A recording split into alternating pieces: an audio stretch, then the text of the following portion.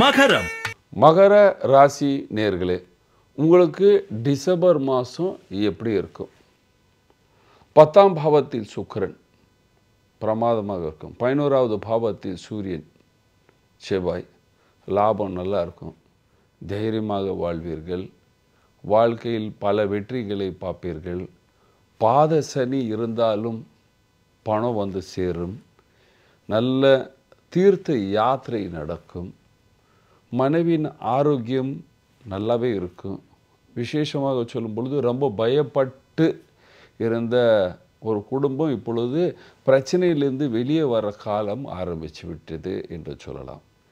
December மாதத்தில் அரசியல்வாதியான மகர ராசிக்காரர்களுக்கு பதவி உயர்வும் யாத்திரை அதிகமாக செய்ய வேண்டிய வேலையை கொடுப்பாங்க.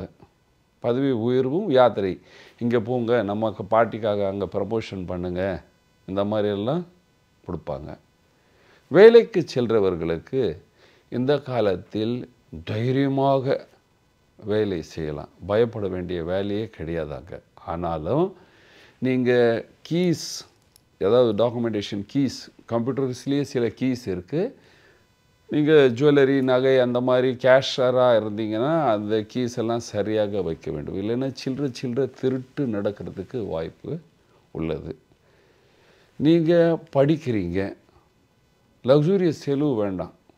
இப்பொழுது சுக்கிரன் நல்லா இருக்குது, அதுக்காக அப்பா இதை வாங்கி கொடுங்க, அது வாங்கி கொடுங்க, இதுக்கு அதுக்குன்னு வீணாக செலவுக்கெல்லாம் போகாதீங்க. ஏனென்றால் இந்த மாதிரி செலவுக்கு போகும்போது புதன் வந்து அடிப்படும். புதன் அடிப்பட்டால் படிப்புடைய ரிசல்ட்டு குறையும் என்று சொல்லலாம்.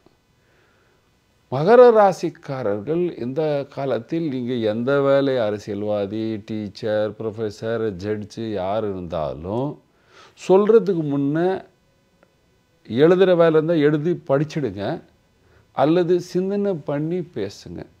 2ஆம் பாவத்தில் சனி இருக்கும் பொழுது சொந்தக்காரர்களுடன் சில நேரம் வீணான விவாதங்கள்லாம் நடக்கிறதுக்கு வாய்ப்புகள் உள்ளன.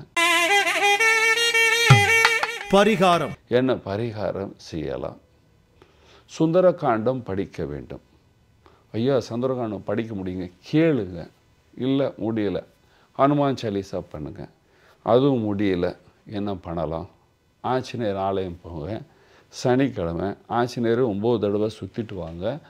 அரச மரத்துக்கு கீழே சனிக்கிழமை சாயந்தரம் ஒரு விளக்கை ஏற்றுங்க, அங்கே கும்பிடுங்க வாங்க. சாயந்தரம் என்று சொல்லும் பொழுது கரெக்டாக 5:30லேருந்து 6:30 மணிக்குள்ளே அங்கே போய் ஒரு தீபத்தை ஏற்றுங்க.